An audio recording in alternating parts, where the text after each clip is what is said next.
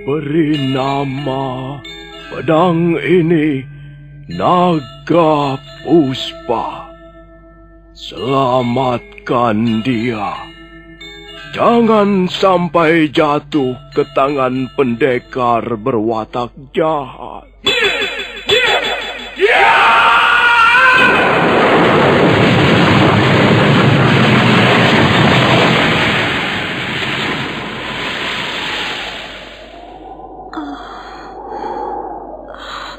Kakang Kamandanu, kau masih juga tidak percaya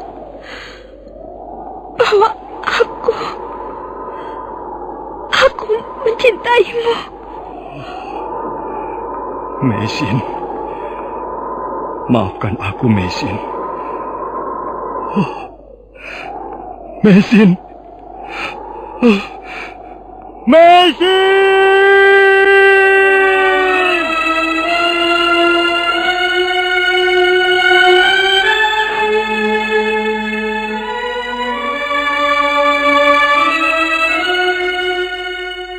Tutur Tinula.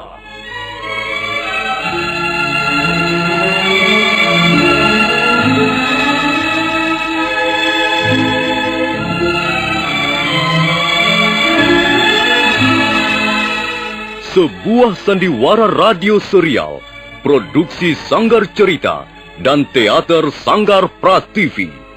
Sebuah kisah dengan latar belakang sejarah runtuhnya Singasari dan berdirinya Kerajaan Majapahit.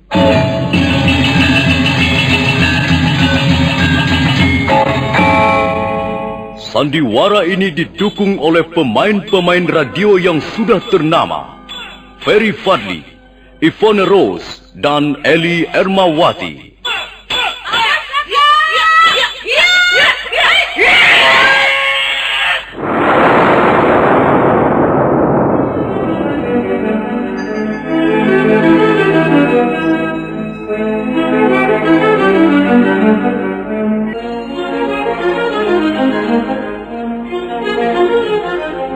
Cerita ini ditulis dan diolah oleh S. Tijab. Hiasan musik dan sutradara C. Ispriyonoka. Kali ini mempersembahkan episode ke-10 dengan judul Pemberontakan Rangga Lawe.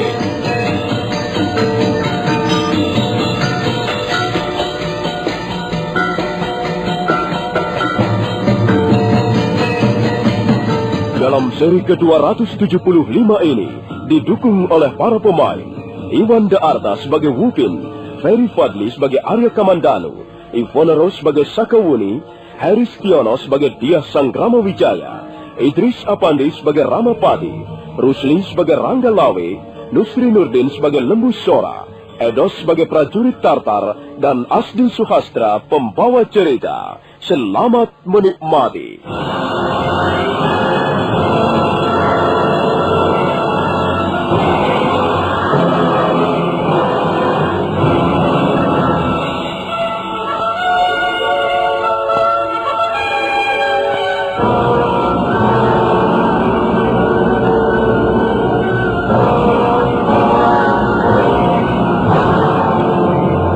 Arya Kamandanu, Sakawuni dan 20 orang prajurit Majapahit mengadakan pengejaran terhadap prajurit-prajurit Tartar yang melarikan diri dari medan peperangan. Mereka terus mengejar sampai ke tepian Sungai Brantas. Mereka berkuda menyusuri tepian sungai. Dan ketika mereka tiba di suatu tempat, mendadak ada beberapa puluh prajurit-prajurit Tartar hendak menyergap mereka. Pimpinan prajurit Tartar itu adalah seorang perwira muda yang bernama Wupin. Perwira Wupin terus melangkah mendekati Arya Kamandanu yang berdiri di tengah sebongkah batu padas yang cukup besar. Kalian orang-orang Majapahit, kalian sudah berbuat licik dan curang terhadap kami, prajurit-prajurit Tartar. Sekarang kalian harus menebus kecurangan kalian dengan nyawa kalian semuanya. Kalianlah yang harus menebus kesalahan kalian dengan datang ke tanah Jawa ini.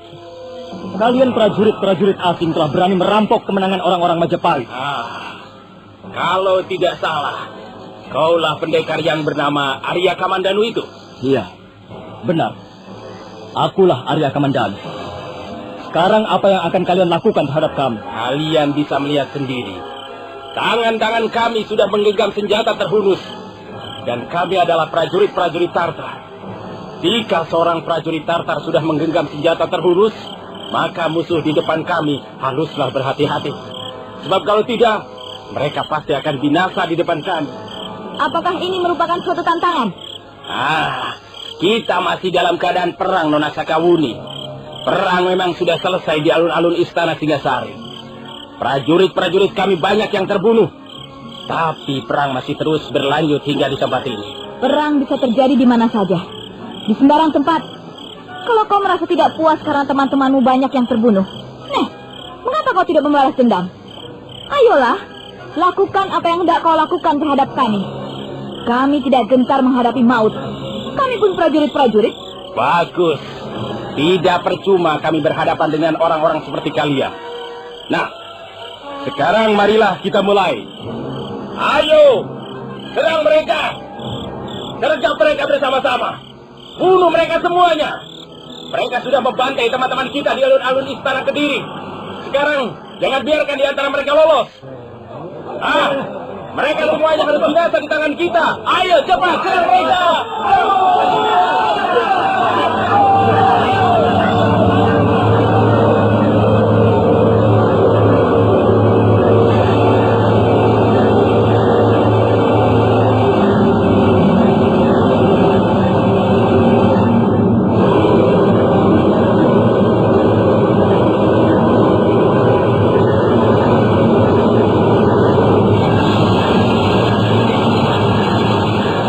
Suasana di sekitar tepian sungai Brantas malam itu seketika menjadi hingar-bingar. Suasana menjadi gaduh riuh oleh bunyi orang-orang berkelahi. Tapi prajurit-prajurit Tartar benar-benar prajurit-prajurit yang tangguh dan berani. Dalam perang terbuka, mereka benar-benar tentara yang jempolan. Prajurit-prajurit Majapahit dalam waktu yang tidak terlalu lama sudah berhasil dirobohkan. Arya Kamandanu dan Sakawuni menjadi geram. Arya Kamandanu segera mencabut pedang naga puspa, kemudian mengamuk bagaikan pantang terluka.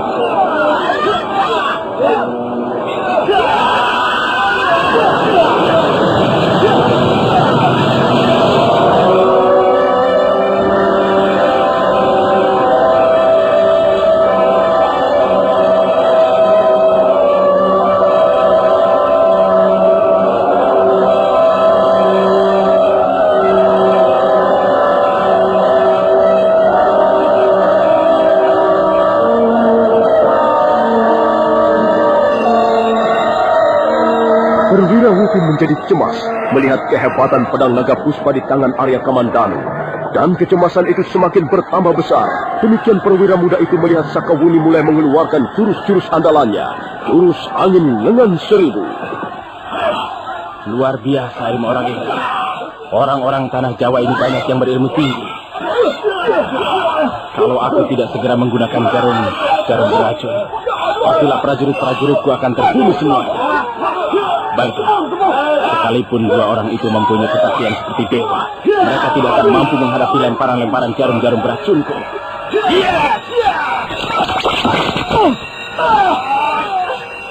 Kamandanu, ada apa denganmu, Kamandanu?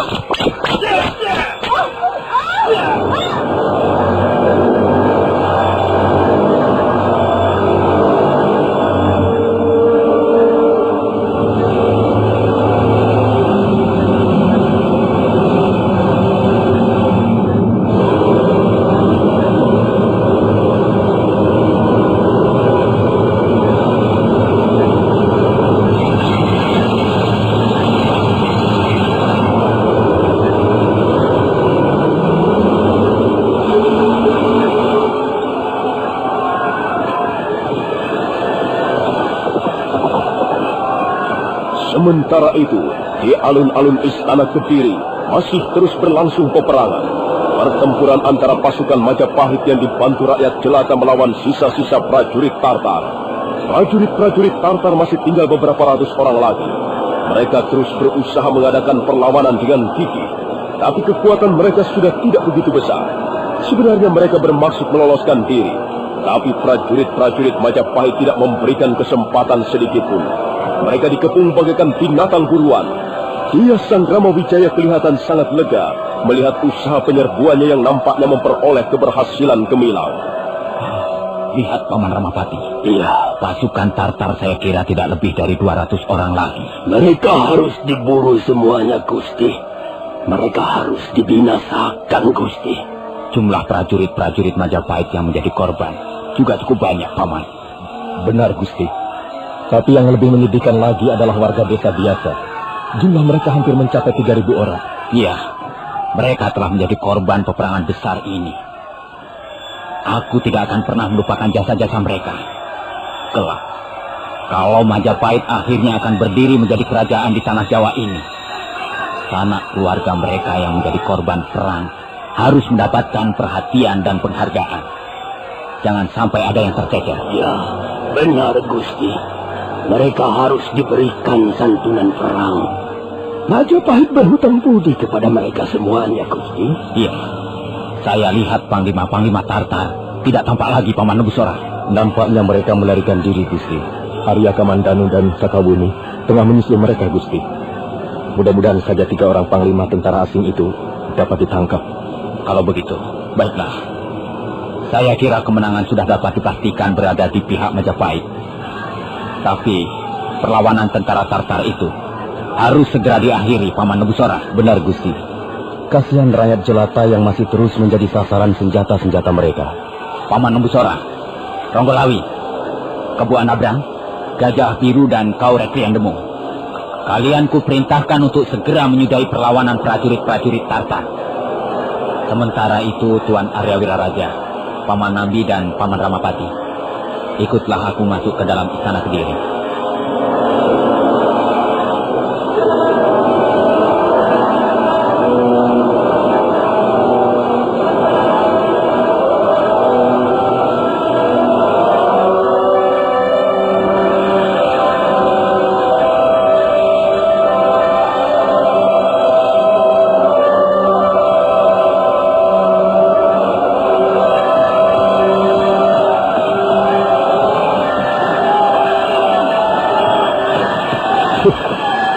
Orang-orang yang bertangan bersih, banyak laga, tapi tidak becus bekerja. Ranggalawe, apa yang sedang kau bicarakan ini? Mereka itu Paman Nebusora, maksudku Nambi dan Ramapati. Apa saja yang mereka kerjakan dalam peperangan besar ini? Mereka hanya pandai berlaga, mereka hanya pandai berteriak dan bicara di depan Gusti Sang Ramawijaya. Orang-orang yang suka mencari angin baik, tukang mencari muka. Aku benar-benar tidak senang melihat penampilan mereka, Paman Nebusora.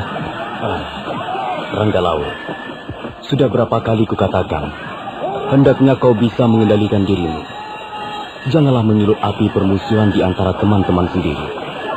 Lihat saja, perang sama sekali belum berakhir. Masih banyak prajurit saling membunuh. Kita tidak perlu khawatir lagi, Paman. Kita pasti keluar sebagai pemenang. Kita tinggal menyelesaikan sisa-sisa bala tentara Tartar yang tidak berapa besar lagi jumlahnya. Dan kita pasti akan menang, Paman.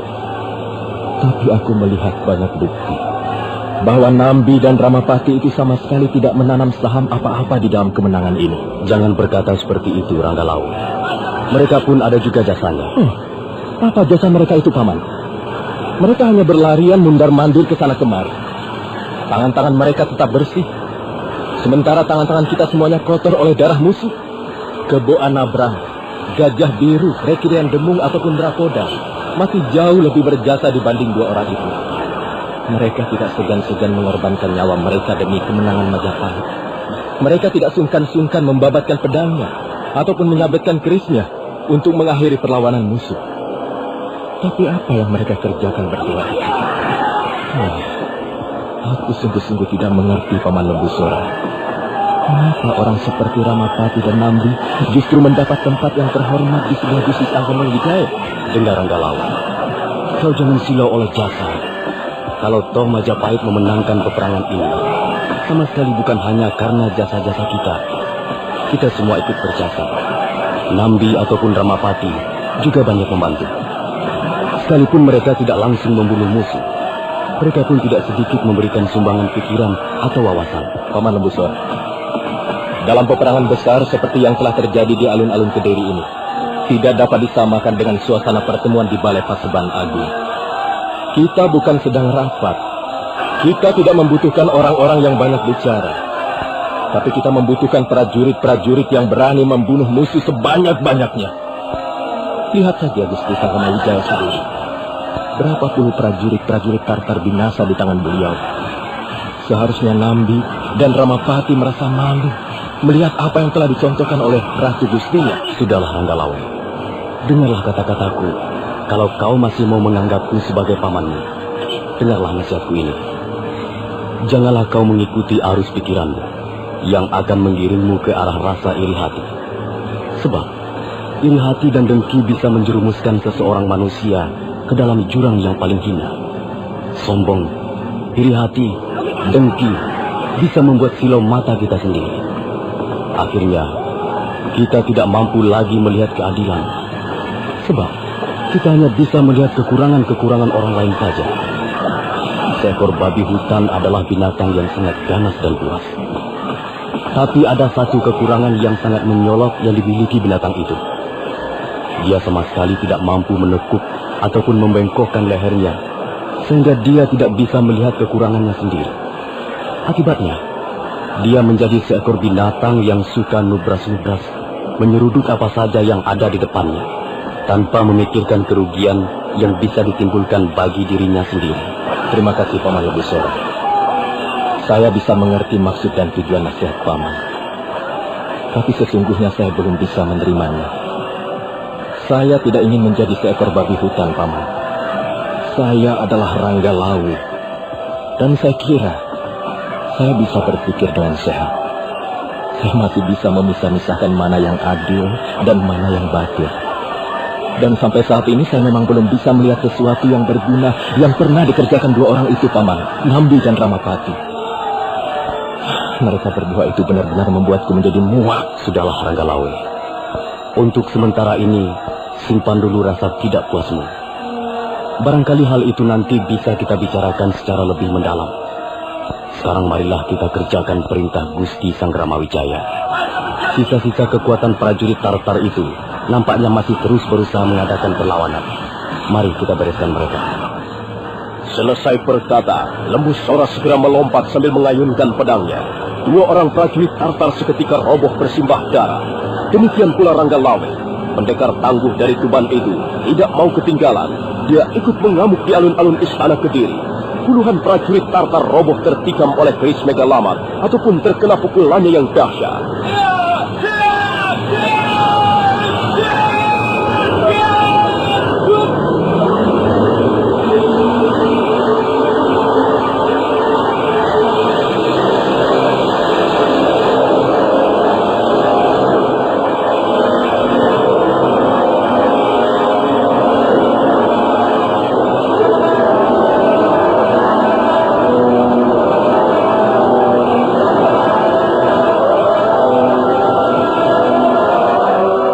Sementara itu, Arya Kamandanu dan Sakawuni yang tengah mengadakan pengejaran terhadap prajurit-prajurit Tartar ternyata tidak bernasib mujur.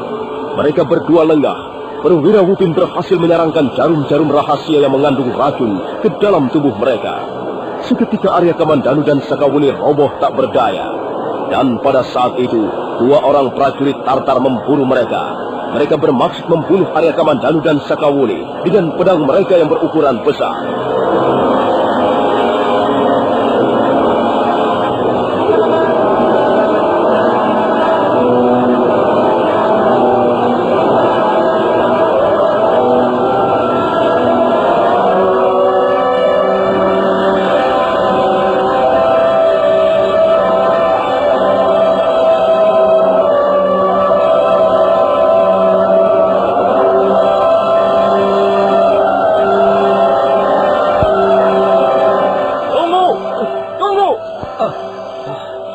Sudah roboh tidak berdaya lagi, Tuan Perwira.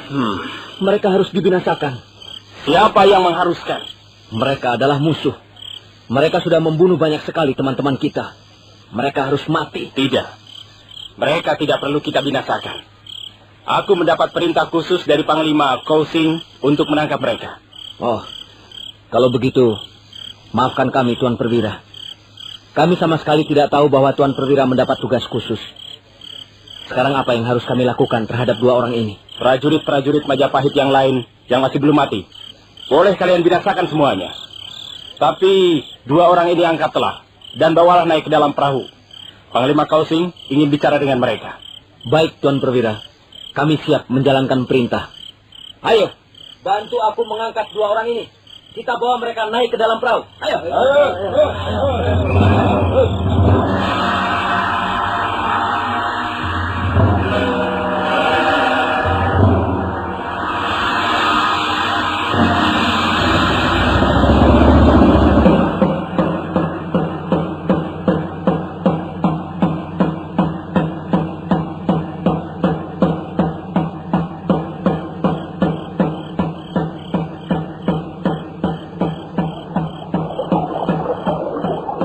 Tuan Panglima Kausing, tugas sudah saya laksanakan.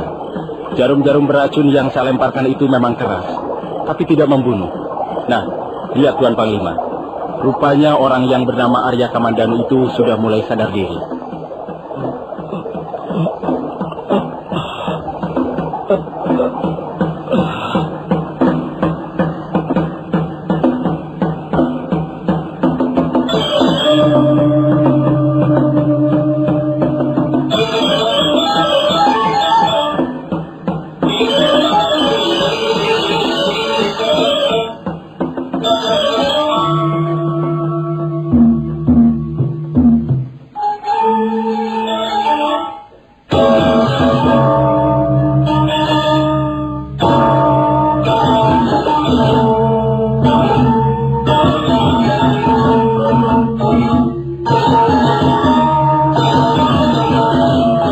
Arya Kamandanu merasakan lengannya seperti kesemutan.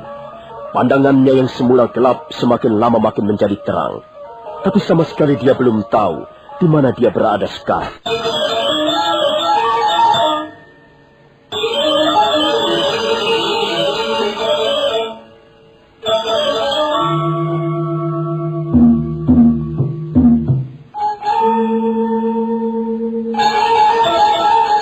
Nah, saudara pendengar, bagaimanakah kisah selanjutnya? Apakah yang akan dilakukan Panglima Kausing terhadap